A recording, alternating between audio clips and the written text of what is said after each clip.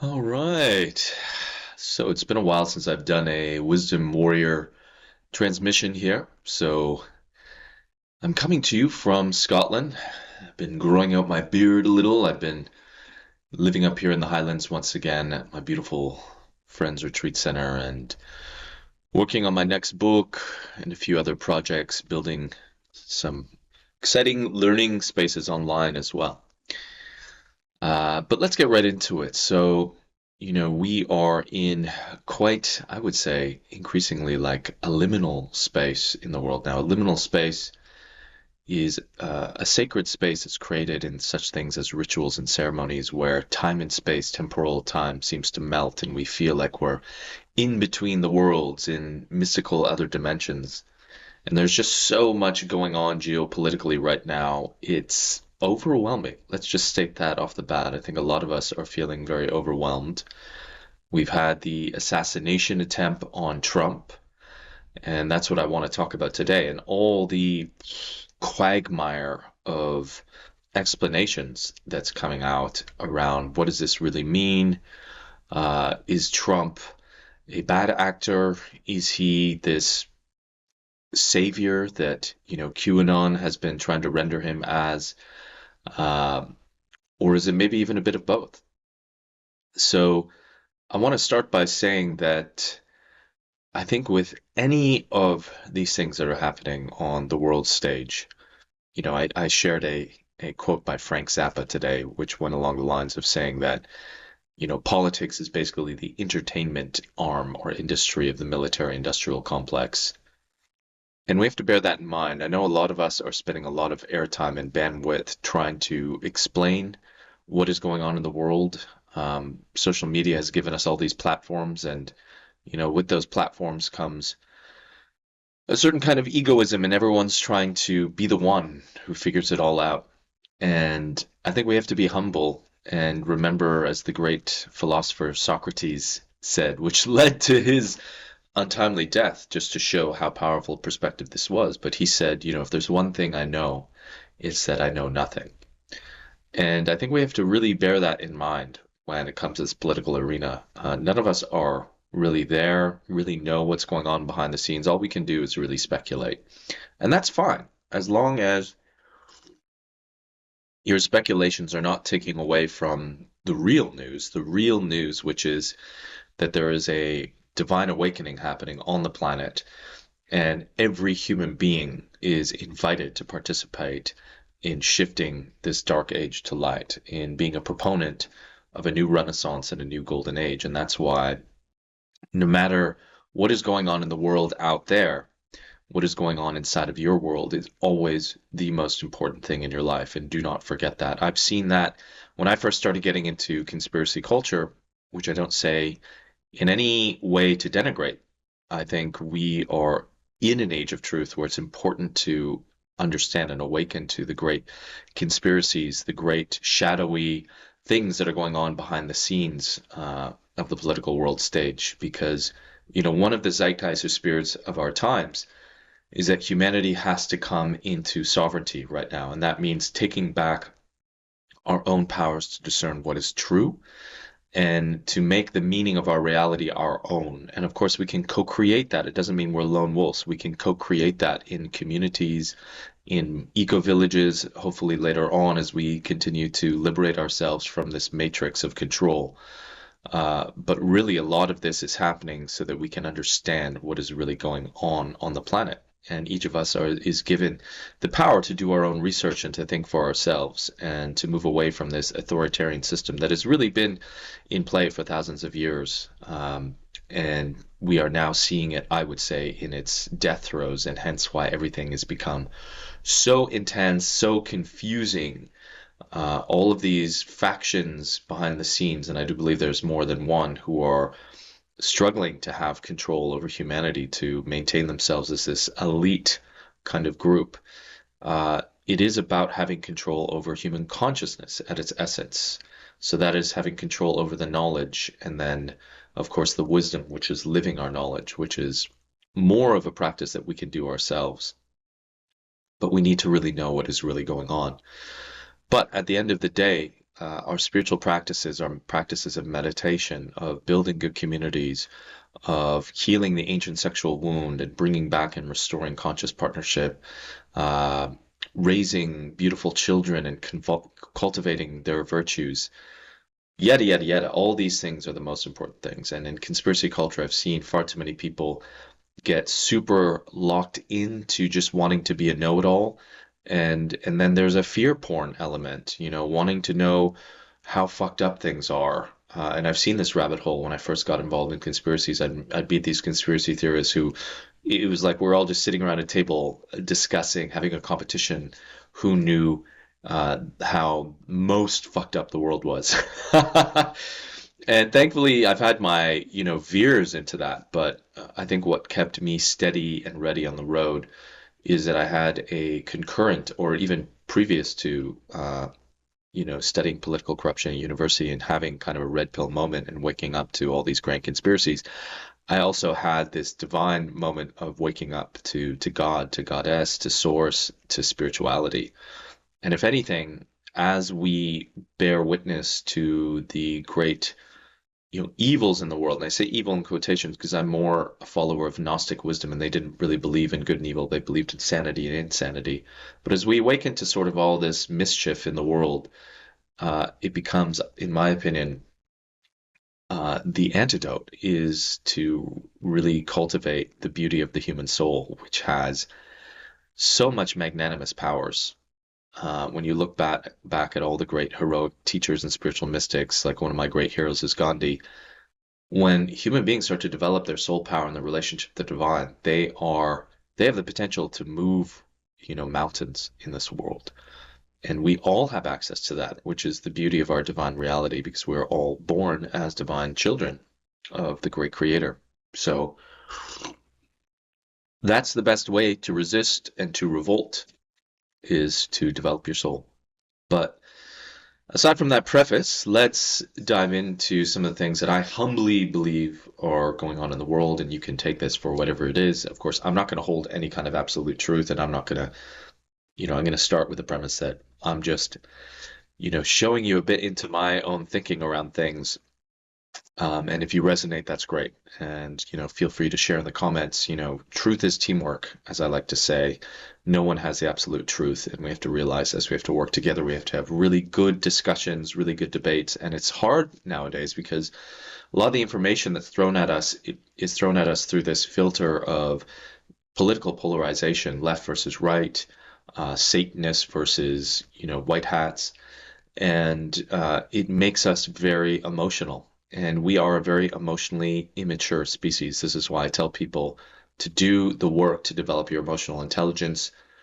Nowhere is that better than to read The Presence Process by Michael Brown, a beautiful book that takes you through a 10-week process of literally doing shadow work and upgrading your emotionality so that you can use your emotions as what they are, more primary intelligence, to then take them into the divine realm of rational intelligence and marry them. And the emotions help us kind of sense where to look, what is going on, and then our rationality helps us to really tease things out and build a logical order in our thinking. And they need to work in tandem. So anyways, let's get right into it. So I will tell you right off the bat that, and if you follow my work, this is probably pretty obvious, I'm very nonpartisan politically. I like to try and look at things from a more spiritual, detached perspective. I'm not left-wing, I'm not right-wing. I try and hold, I'm more Buddhist politically. I try and hold to the middle path. So within that, that's given me a lot more freedom to investigate both sides. And when Trump came into power in 2016, I investigated this whole phenomenon of Q and QAnon very deeply. And yes, I will admit at moments it was very, I had an optimistic slant to it. It was very compelling. I started to think, wow, maybe there is, if you don't know the whole Q thing, it's basically this idea that there was an opening of intelligence within the government because there are these white hats or good people within the government who are trying to take down this arch nemesis of Illuminati Satanists. And it was this whole view that Donald Trump is sort of this candidate that's been brought to power to be one of these heroic white hats, kind of like the predecessor of JFK, who was assassinated. And I'm not going to get into a whole analysis of Q because that's just a gigantic rabbit hole. But I had my moments of thinking, wow, maybe Donald Trump is actually, a good guy and he's working for us behind the scenes. But I never put my chips into anything politically because I know better, and I know that, often the political arena is a place where we're just being manipulated. It's the entertainment industry, as Frank Zappa said. And one thing Q would always post, and some of the things that were red flags to me with Q were one, there was always this constant kind of uh, like declaration at the end of a big incendiary Q post where all these like things were being outed in the world, like the Epstein pedophilia rings, and then it would be like, enjoy the show, get your popcorn. I was always like, what the fuck? No, this is not a time for us to just sit back and watch. We need to be very active in co-creating the new world. That's what the New Earth prophecy, the Rainbow Warrior prophecy, all these prophecies from the more mystical traditions have been telling us is that this is a time where humanity has the opportunity to really like take a step forward and really create a whole new form of civilization here that is based more on universal spiritual truth and bonding to the great living wisdom of Mother Gaia, who is awakening right now. So I always found that like, I didn't really enjoy that aspect of Q. And the other thing that really bothered me about Q is that there was a religious undertone to Q. There was always these kind of biblical statements and stanzas from the Bible thrown at us, and there was always this kind of duality of good versus evil. And all of that stuff is frankly very pedestrian. It's very kindergarten when it comes to, true human intelligence. We need to go beyond duality in our thinking, and this is one of the big problems. And we need to go beyond religious thinking. I mean, if you just look back on the past 2,000 years, religion has been the proponent of mass murder, mass abuse of children. And, I go into all of this in my online course, Honor All Creation, New Earth Journey, and a lot of my talks. I'm a harsh critic of religion because I do feel that that is where the mind control is happening in its most flagrant way on this planet within divine humanity to stymie us from truly realizing our spiritual divinity. So when I see this Trump assassination, for one, there's like tremendous, tremendous red flags. Of course, everyone's, on both sides are talking about, the very obvious failures of the Secret Service in protecting the president, the ex-president, and then this whole like confusion that went on between law enforcement and Secret Service. Now there's a blame game happening. So it's clear that something looks like more of like an inside job, like this was allowed to happen. Now, the big thing is, was this actually staged? Because it's very easy to fake blood, to fake wounds. Um, and you can see now through the different storylines that are showing up here. There's this one storyline that Trump is this even more of a noble divine savior now because a lot of the supporters of Trump are saying that his head movement at the last moment was like an act of God, like what a miracle. And it looks like he was supposed to be taken out. There's all this stuff coming out about like BlackRock was doing, or not BlackRock, but all the shooters connected to BlackRock. And of course, we know BlackRock is this like shadow entity behind the scenes that, heavily funded by Bill Gates, Warren Buffett, all these people. It's kind of like the money moving machine that's like funding all these manipulations in the world. Very nefarious entity.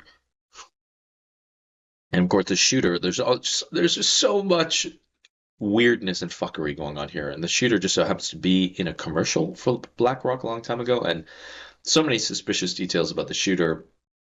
And there's also one of those is the fact that there's hardly anything about him on the internet. So he looks like, an Oswald type patsy, like just like no paper trail, like a mind controlled MK Ultra assassin from the CIA's, um, factory.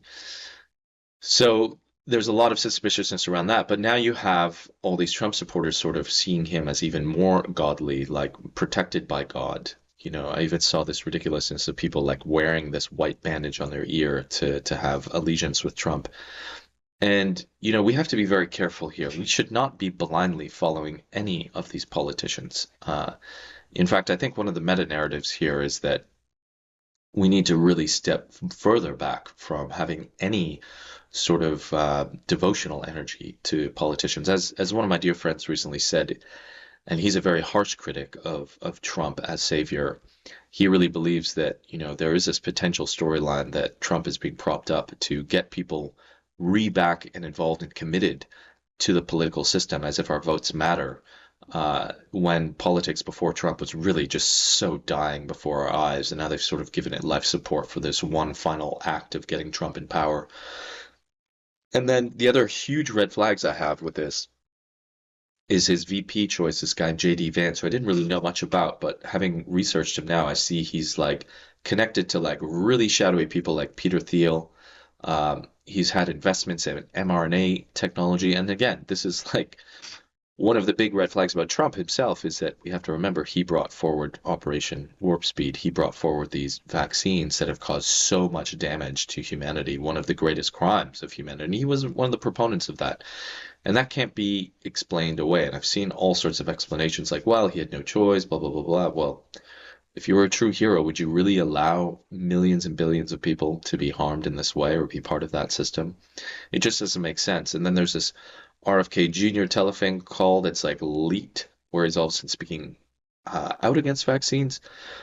I mean, if you read 1984 by George Orwell, you know that these deep state entities, they are so cunning that they will tell lie after lie after lie and set up these games where lies will cancel out other lies to the point where you're just blinded and bewildered and you're kind of hooked in, something I have to watch out with, of trying to figure things out.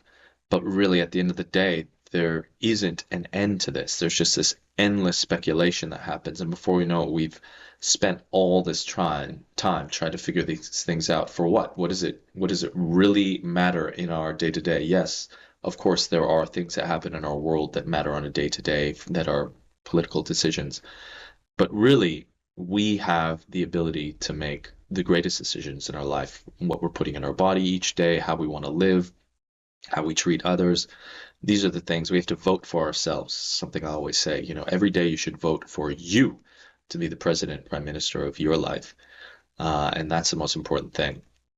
So, there's two storylines here going with Trump. And then there's the idea that, well, maybe, there's this huge stock thing that was going on, manipulation behind the scenes, where there was like $1 billion that was being set against Trump as if they assumed he was going to get assassinated. So this whole storyline that was a failed assassination attempt.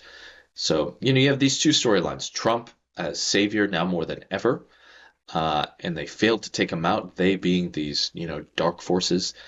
And then there's the other side of it that Trump is really the greatest trickster that we've ever seen. In some ways, he is a personification of the Antichrist who's supposed to be set forth as this kind of messiah. And he manages to rally a huge swath of human support to then bring in through, Vice President Vance and all these, and then choosing like the JP Morgan guy, what's his name? Jeremy Diamond, I think his name is, the JP Morgan guy to be his head of finance in his incoming government. I mean, huge, huge red flags, like huge, huge red flags.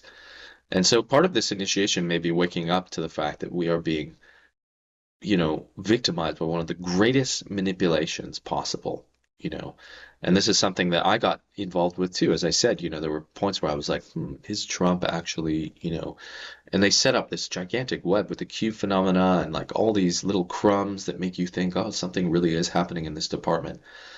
But if you've read like 1984, they set up this whole idea with this protagonist Winston being brought into this idea that he's being a part of this resistance team, and there's this heroic kind of Trump figure behind the scenes, and like he's being brought into this great thing. It provides his life with all this meaning. He's going to help take out this big evil faction, and then at the end of the day, it was a huge act of entrapment, and he gets absolutely crushed, soul crushed at the end of that book.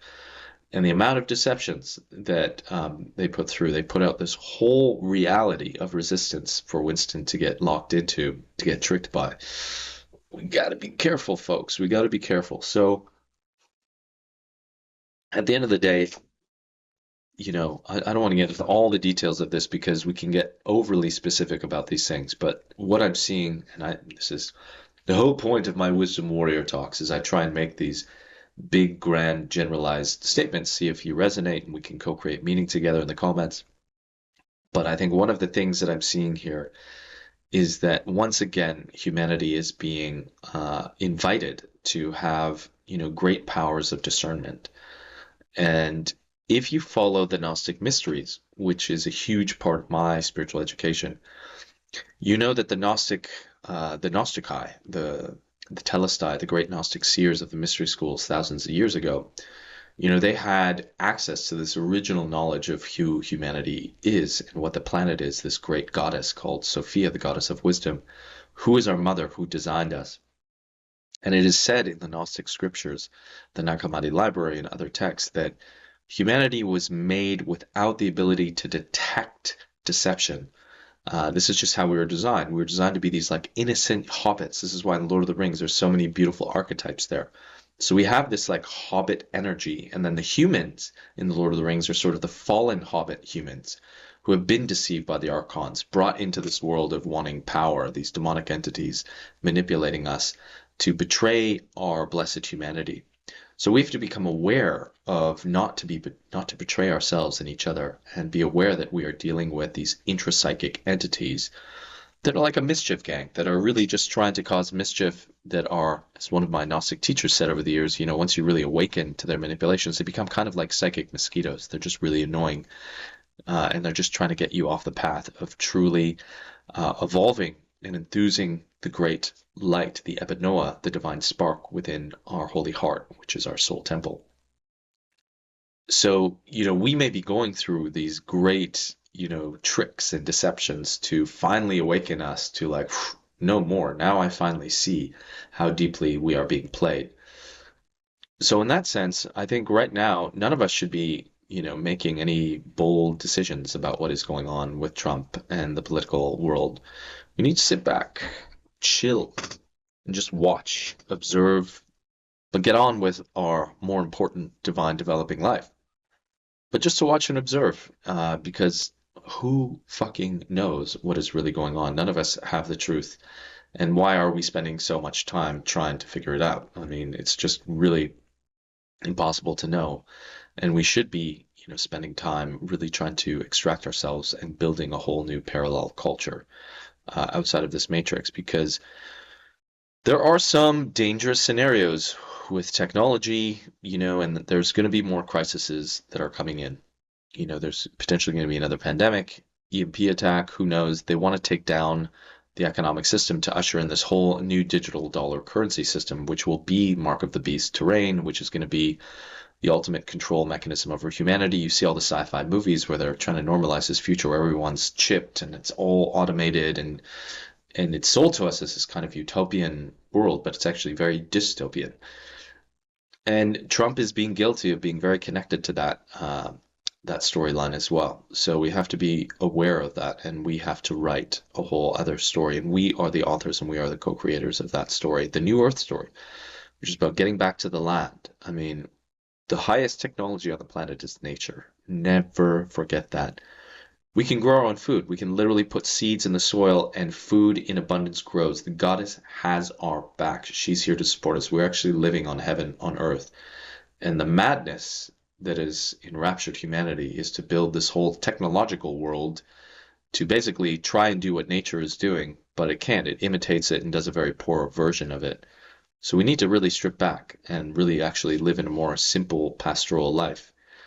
And we're probably going to have to bear more of this madness because as the awakening is going on, and this is one of the last points I want to make, one of the reasons we're seeing so much madness in our world is because the awakening is happening.